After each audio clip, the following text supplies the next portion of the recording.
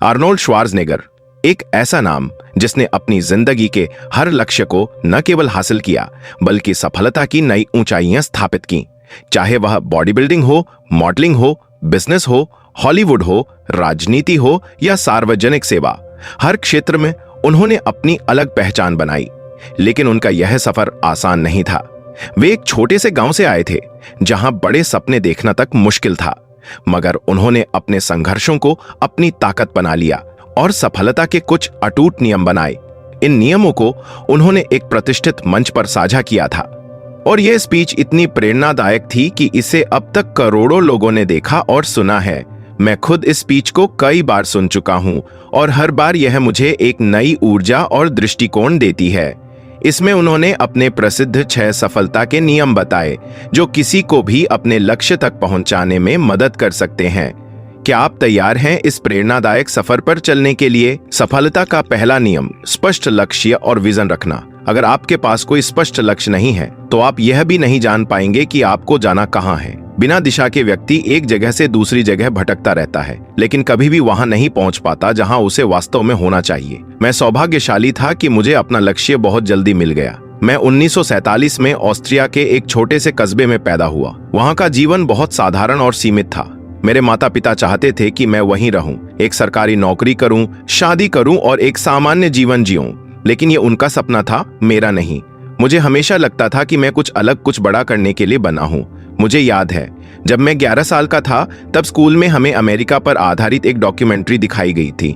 वहां की ऊंची ऊंची इमारतें, विशाल ब्रिज, चौड़ी हाईवे देखकर मेरे मन में बस एक ही ख्याल आया, यही वह जगह है जहां मुझे जाना है, यही वह जगह है जहां मुझे अपना नाम बनाना है। लेकिन सवाल यह था कि मैं वहां तक कैसे पहुंचूंगा। फिर एक दिन मैं एक स्टोर के पास से गुजरा जहां अमेरिकी मैगजीन्स बिक रही थीं। वहां मैंने एक पत्रिका देखी जिसके कवर पर रेक पार्क नामक एक बॉडी बिल्डर थे।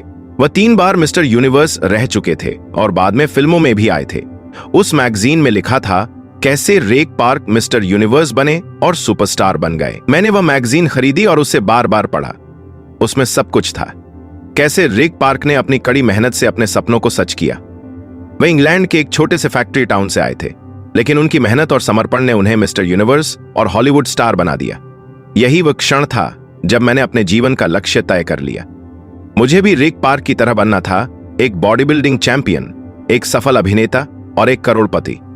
जब आपको अपने जीवन का उद्देश्य स्पष्ट रूप से पता होता है तो यह एहसास बेहद शक्तिशाली होता है। अधिकांश लोग अपने लक्ष्य से अनजान होते हैं।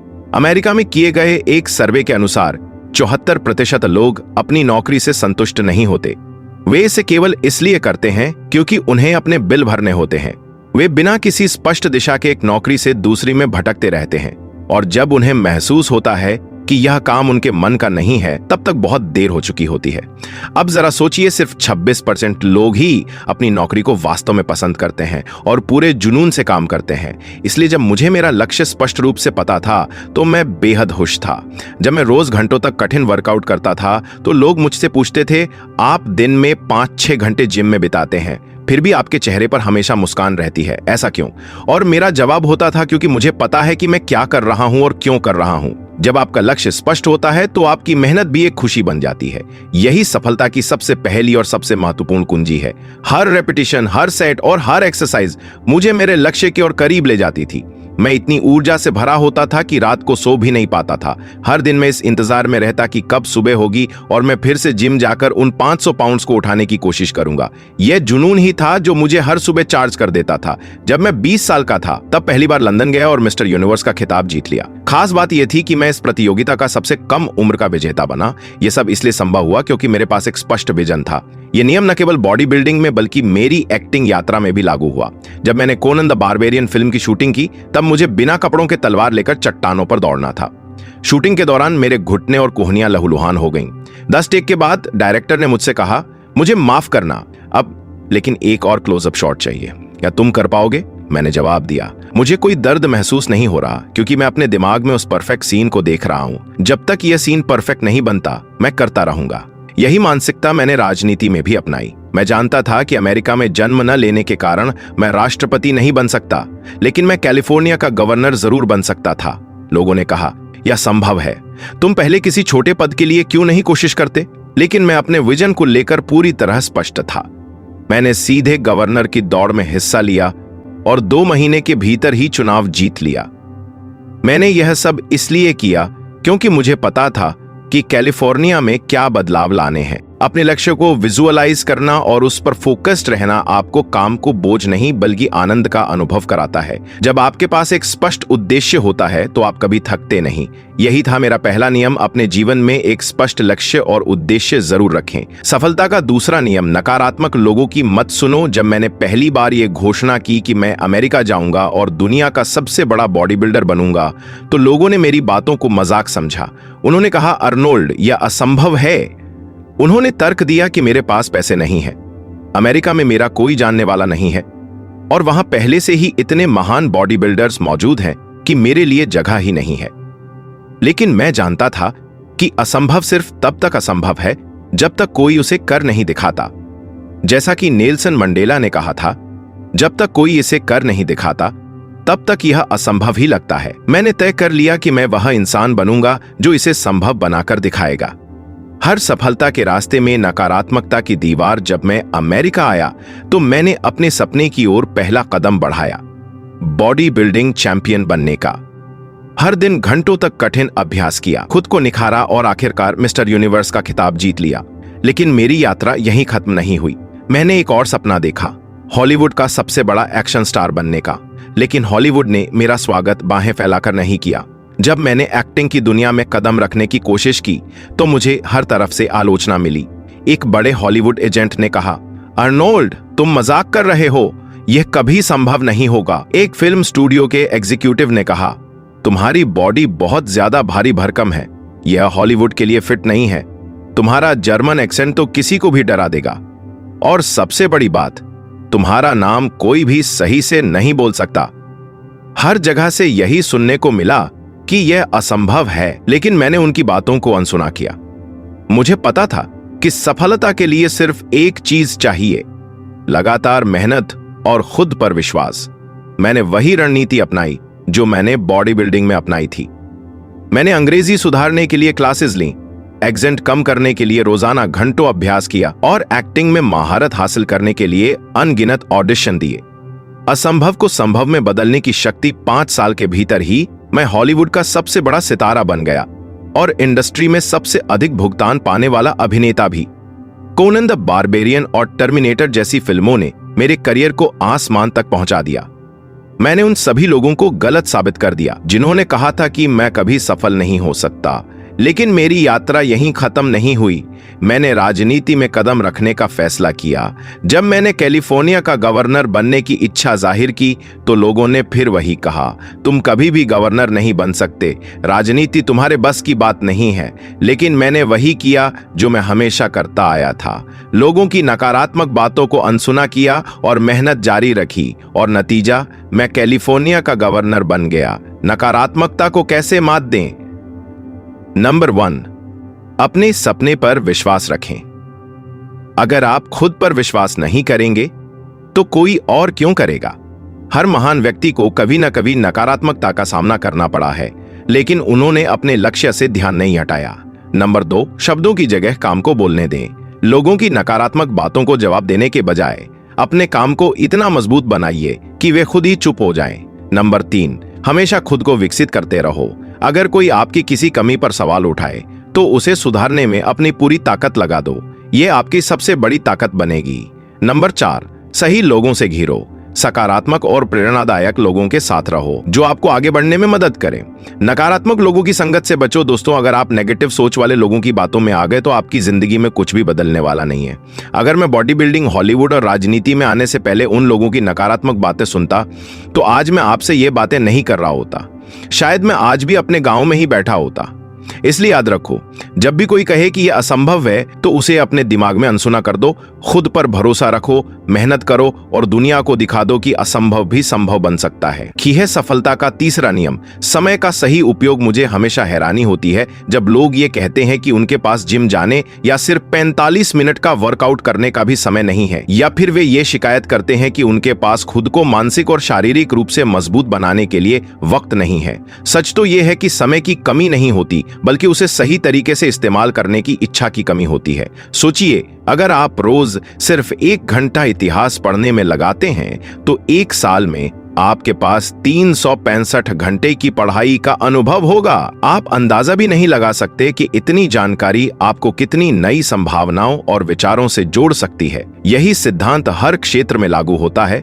अगर आप किसी एक स्किल या बिजनेस में पारंगत होना चाहते हैं और रोज सिर्फ 1 घंटा भी उसे देने के लिए तैयार हैं, तो 1 साल बाद आप उस क्षेत्र में महारत हासिल कर सकते हैं। अब जरा सोचिए, आप कोई बिजनेस शुरू करना चाहते हैं। अगर आप हर दिन सिर्फ 1 घंटे भी उसे देते हैं तो 1 साल में वह बिजनेस कितना बड़ा हो सकता है। आपको इसका अंदाजा भी नहीं होगा कि यह आपको कितनी ऊंचाइयों तक ले जा सकता है। इसीलिए जब कोई ये कहता है कि उनके पास समय नहीं है, तो यह सिर्फ एक बहाना होता है। हम सभी के पास दिन में 24 घंटे होते हैं। इनमें से 8 घंटे सोने में चले जाते हैं, 8 घंटे नौकरी या व्यापार में लग जाते हैं। इसके बाद भी आपके पास पूरे 8 घंटे बचते हैं। हो सकता है इनमें से 2 घंटे यात्रा में निकल जाएं, फिर भी 6 घंटे तो आपके पास रहते ही हैं। अब सवाल यह है कि इन 6 घंटों का आप क्या कर रहे हैं? क्या आप इन्हें दोस्तों से मिलने, खाना खाने, सोशल मीडिया पर समय बिताने या सिर्फ टीवी देखने में गंवा रहे हैं? अगर आप अपने समय का सही प्रबंधन करें तो ये 6 घंटे आपके जीवन को पूरी तरह बदल सकते हैं। जब मैं अमेरिका आया था तो मेरा जीवन बेहद व्यस्त था। मैं कॉलेज जाता था, दिन में 5 घंटे जिम में वर्कआउट करता था और पैसे कमाने के लिए कंस्ट्रक्शन का काम भी करता था। उस समय बॉडी बिल्डिंग से कोई खास पैसा नहीं मिलता था, इसलिए अपने खाने और सप्लीमेंट्स का खर्च निकालने के लिए मुझे यह काम करना पड़ता था। लेकिन इसके बावजूद मैंने कभी बहाना नहीं बनाया। मैं हर दिन कॉलेज जाता, कड़ी मेहनत करता और फिर भी खुद को लगातार सुधारने के लिए समय निकालता था। इतना ही नहीं, मैं हफ्ते में 4 दिन रात के 8 से 12 बजे तक एक्टिंग क्लास भी लेता था। इतनी व्यस्त दिनचर्या होने के बावजूद मैंने कभी शिकायत नहीं की, नहीं एक भी मिनट बर्बाद किया। और यही कारण है कि मैं आज यहाँ खड़ा हूँ। मेहनत का कोई विकल्प नहीं। मुझे याद है जब मैंने महान बॉक्सर मोहम्मद अली को जिम में मेहनत करते देखा था। एक बार एक स्पोर्ट्स रिपोर्टर ने उनसे पूछा, आप रोज कितने सेट्स करते हैं?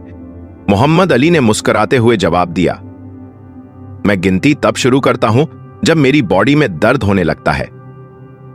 यही असली मेहनत होती है। जब आपका शरीर थक जाए, जब आपको लगे कि अब और नहीं हो सकता, वहीं से असली संघर्ष शुरू होता है।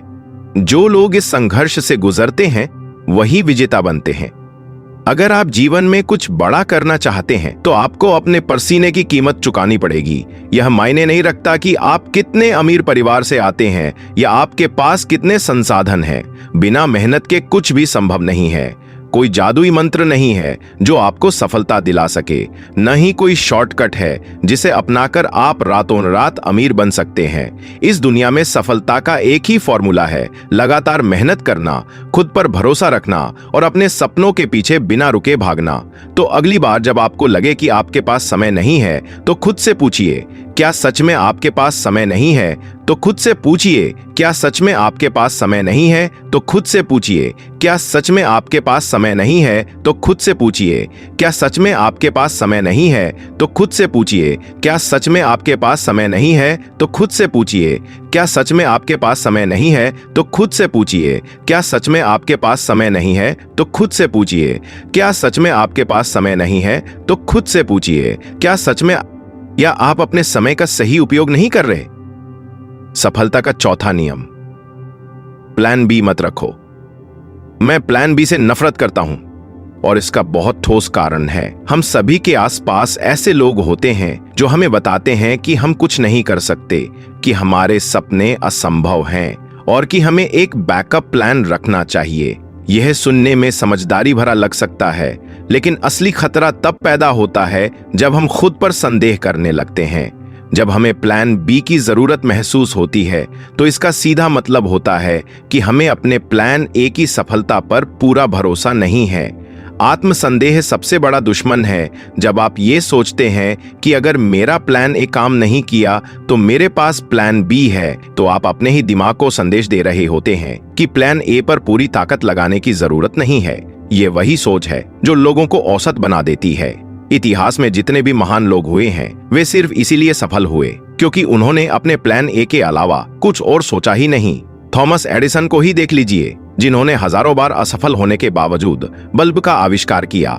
क्या उन्होंने कभी कहा कि अगर ये काम नहीं किया तो मैं कोई और बिजनेस देखूंगा? नहीं, उन्होंने अपनी पूरी ऊर्जा, समय और मेहनत सिर्फ अपने लक्ष्य पर केंद्रित की। बैकअप प्लान रखने से मेहनत कम हो जाती है। जब आपके पास कोई बैकअप प्लान नहीं होता तो आप और भी ज्यादा मेहनत करते हैं। ये एक सकारात्मक दबाव पैदा करता है जो आपको और ज्यादा फोकस्ड और दृढ़ संकल्पित बनाता है। लेकिन अगर आप पहले से ही प्लान बी तैयार करके रखते हैं तो आपके पास एक आसान रास्ता होता है जिससे आप अपने मुख्य लक्ष्य को पूरी ताकत से नहीं पकड़ते। एक सफल ओलंपियन की तरह सोचिए। जब कोई एथलीट ओलंपिक्स की तैयारी करता है बट करती जाए तादा है तो क्या वह सोचता है कि अगर मैं हार गया तो मैं किसी और फील्ड में चला जाऊंगा?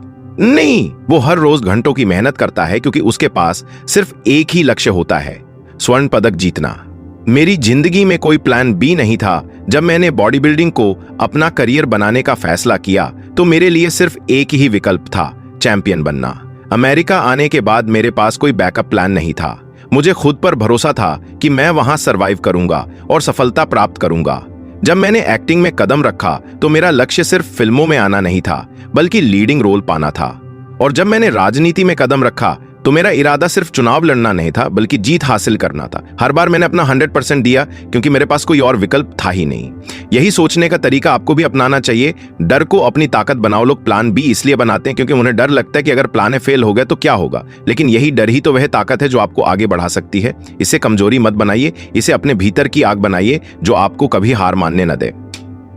जब कोई जहाज जलते हुए पुल को पार करता है तो उसके पास वापस जाने का कोई रास्ता नहीं होता। यही वजह है कि वह सिर्फ आगे बढ़ता है। अगर आप भी अपनी जिंदगी में सफलता चाहते हैं तो अपने पीछे के पुलों को जला दीजिए और सिर्फ एक ही दिशा में आगे बढ़िए, सफलता की ओर। आप जो भी करना चाहते हैं उसमें 100% दें। अगर आप पूरी मेहनत और समर्पण से अपने प्लान ए को अपनाएंगे तो आपको कभी प्लान बी की जरूरत ही नहीं पड़ेगी। इसलिए खुद पर विश्वास करें, बिना किसी बैकअप के अपने लक्ष्य की ओर बढ़ें और अपनी सफलता की कहानी खुद लिखें। सफलता का 5वां नियम, हारने से मत डरो। असफलता कोई अभिशाप नहीं बल्कि सफलता की नींव होती है। दुनिया में जितने भी महान लोग हुए हैं वे सभी कई बार असफल हुए, लेकिन उन्होंने कभी हार नहीं मानी। माइकल जॉर्डन को ही देखिए। उनसे एक बार पूछा गया, आज आप दुनिया के सबसे महान बास्केटबॉल खिलाड़ी हैं, कैसा महसूस होता है? उन्होंने मुस्कुराते हुए जवाब दिया, लोग मेरी सफलता के बारे में बात करते हैं लेकिन मेरी असफलताओं को नजरअंदाज कर देते हैं। उन्होंने अपने करियर में 9000 से अधिक शॉट्स मिस किए, लगभग 300 गेम्स हारे और 26 बार गेम विनिंग शॉट लेने का मौका मिला, लेकिन वह चूक गए। लेकिन क्या यह असफलता थी? नहीं, यह उनकी सफलता की सीढ़ियां थीं। 9000 बार असफल होने वाला व्यक्ति आज बास्केटबॉल का लीजेंड है। क्यों? क्योंकि उसने हार मानने से इनकार कर दिया। यही सफलता की असली कुंजी है। जितनी बड़ी असफलता होगी उतनी ही बड़ी सफलता भी होगी। मेरी खुद की असफलताओं की कहानी, मैंने भी कई बार असफलताओं का सामना किया है। बॉडी बिल्डिंग में कई प्रतियोगिताएं हारी, वेटलिफ्टिंग और पावर लिफ्टिंग में हार का स्वाद चखा। मैंने कुछ ऐसी फिल्में भी की जो बॉक्स ऑफिस पर बुरी तरह फ्लॉप हो गईं। राजनीति में भी मैंने ऐसे चुनाव लड़े जिनमें मुझे भारी शिकस्त मिली, लेकिन क्या मैंने हार मान ली? कभी नहीं। हर असफलता से मैंने कुछ नया सीखा, खुद को और मजबूत बनाया और अगले प्रयास में पहले से बेहतर प्रदर्शन किया। असफलताएं केवल आपको यह सिखाने आती हैं कि कहां सुधार की जरूरत है, क्या क्या चीज गलत है। नंबर 1, असफलता के बाद दोबारा उठने की कोशिश न करना। नंबर 2, हार के डर से मेहनत करना छोड़ देना। नंबर 3, अपनी गलतियों के लिए दूसरों को दोष देना।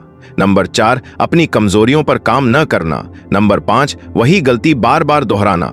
सिर्फ वे लोग असली हारे हुए होते हैं जो गिरने के बाद उठने की कोशिश ही नहीं करते, लेकिन असली विजेता वे गिरते हैं, फिर उठते हैं, फिर गिरते हैं और फिर उठते हैं और कभी भी हार मानने का विकल्प नहीं चुनते। इसीलिए अगर आप सफल होना चाहते हैं तो असफलता को गले लगाइए, उससे सीखिए और हमेशा आगे बढ़ते रहिए। सफलता का 6वां नियम, जब सफलता मिले तो उसे वापस ही लौटा दो। अक्सर लोग सोचते हैं कि सफलता का मतलब है ढेर सारा पैसा, आलीशान घर, महंगी गाड़ियां और ऐशो आराम की जिंदगी। लेकिन क्या यही सफलता की अंतिम मंजिल है? क्या केवल खुद के लिए चीजें इकट्ठा कर लेना ही सफलता कहलाता है? नहीं, सच्ची सफलता तब होती है जब आप न केवल अपने सपनों को पूरा करें बल्कि दूसरों की भी मदद करें, उन्हें आगे बढ़ने का रास्ता दिखाएं और उनकी जिंदगी को बेहतर बनाएं। अगर आप गौर करें तो दुनिया के सबसे सफल लोग वे हैं जिन्होंने अपने संसाधनों और ज्ञान का उपयोग सिर्फ खुद तक सीमित नहीं रखा, बल्कि उसे समाज की भलाई में लगाया। वे समझते हैं कि जितना अधिक वे समाज को वापस देंगे, उतनी ही गहरी और स्थायी उनकी सफलता होगी। क्यों जरूरी है समाज को लौटाना? जब कोई इंसान सफलता की ऊंचाइयों पर पहुंचता है तो यह सिर्फ उसकी मेहनत का नतीजा नहीं होता। उसके आसपास कई लोग होते हैं, उसके माता पिता, शिक्षक, दोस्त, मेंटर्स और यहां तक कि वे अनजान लोग भी जो उसे प्रेरित करते हैं, सहारा देते हैं और आगे बढ़ने की हिम्मत देते हैं। अगर ये समाज हमें आगे बढ़ने में मदद करता है तो हमारा भी फर्ज बनता है कि हम इसे कुछ लौटाएं।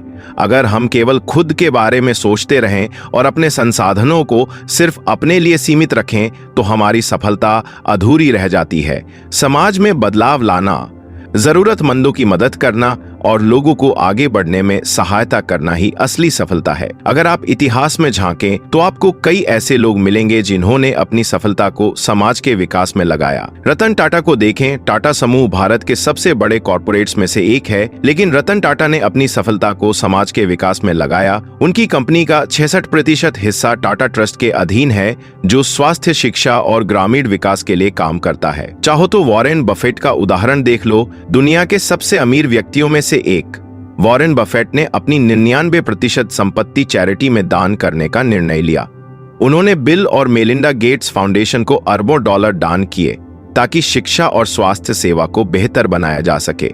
और बिल गेट्स को देखें। माइक्रोसॉफ्ट के संस्थापक बिल गेट्स ने अपनी सफलता का उपयोग समाज के कल्याण में किया। उन्होंने अपनी संपत्ति से बिल और मेलिंडा गेट्स फाउंडेशन की स्थापना की, जो पूरी दुनिया में बीमारियों के इलाज, शिक्षा और गरीबी उन्मूलन के लिए काम कर रहा है। हमारे भारतीय बिजनेसमैन धीरूभाई अंबानी का उदाहरण उठाकर देख लो।